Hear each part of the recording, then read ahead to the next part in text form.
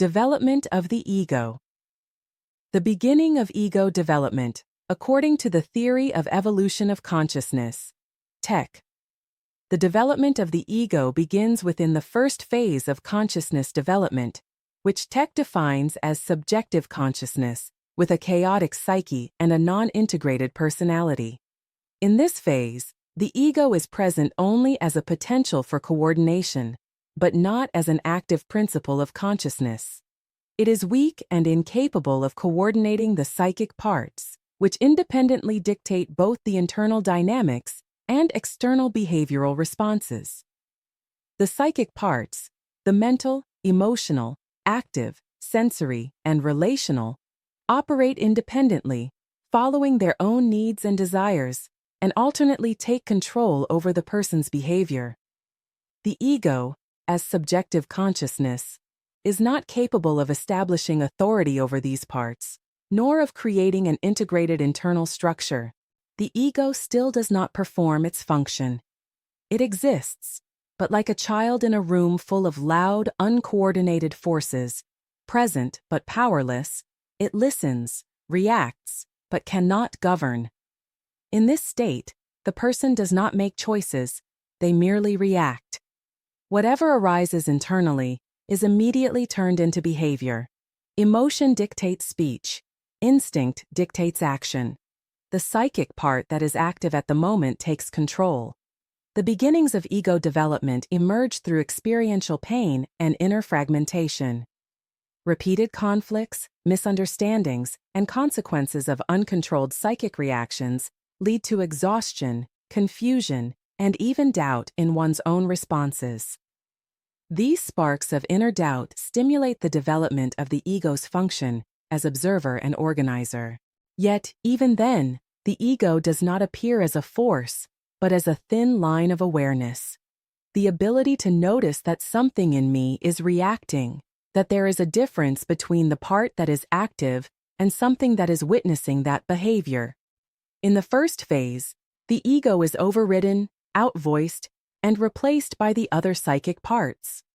All of this happens unconsciously, in the absence of an internal hierarchy. According to TEC, the beginning of ego development is not a moral choice or a rational decision, but an inner process of raising awareness through suffering, repetition, and the need for order. It is a step toward building an internal center, but still far from a stable personality.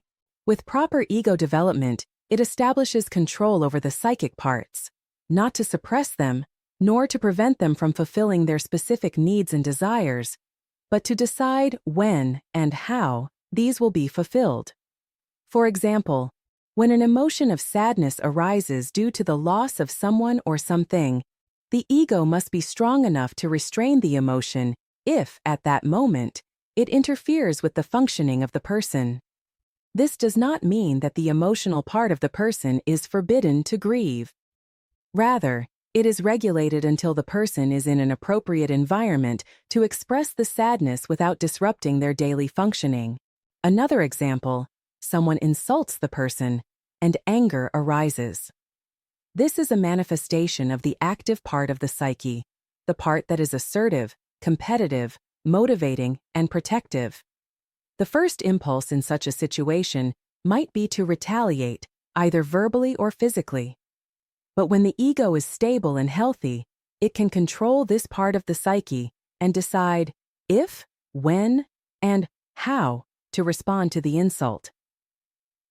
The first level of control the ego establishes over the psychic parts is seen when it has enough strength to interrupt automatic reactions.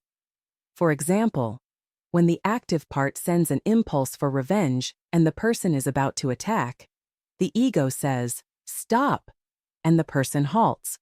Or, when the mental part is obsessively analyzing an idea, cycling through the same thoughts repeatedly, and the ego commands, "Stop. This is a situation in which we have no power to change anything." And the mental part's automatic reaction ceases.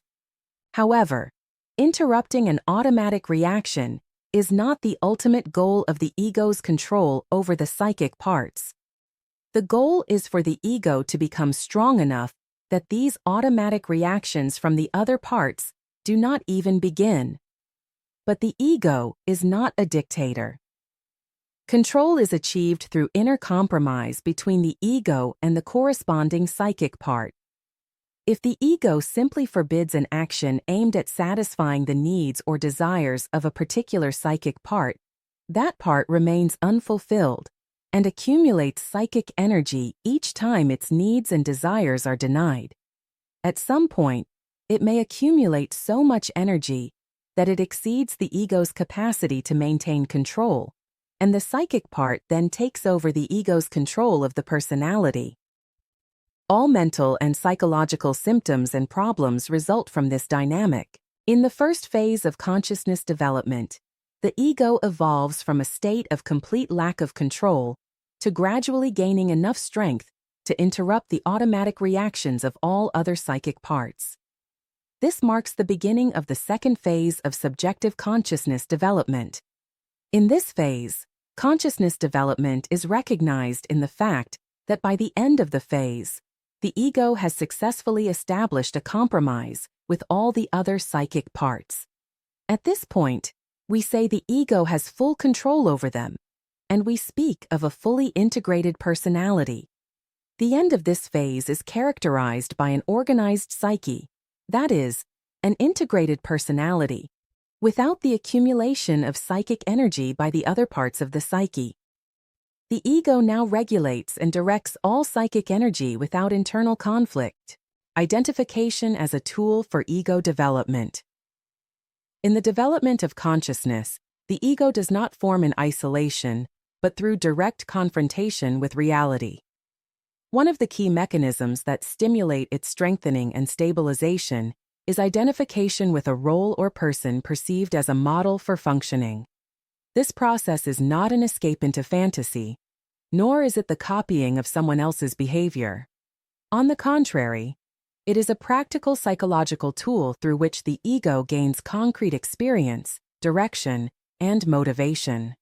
For identification to be effective, it must be feasible, oriented toward an attainable example, not an unreachable ideal.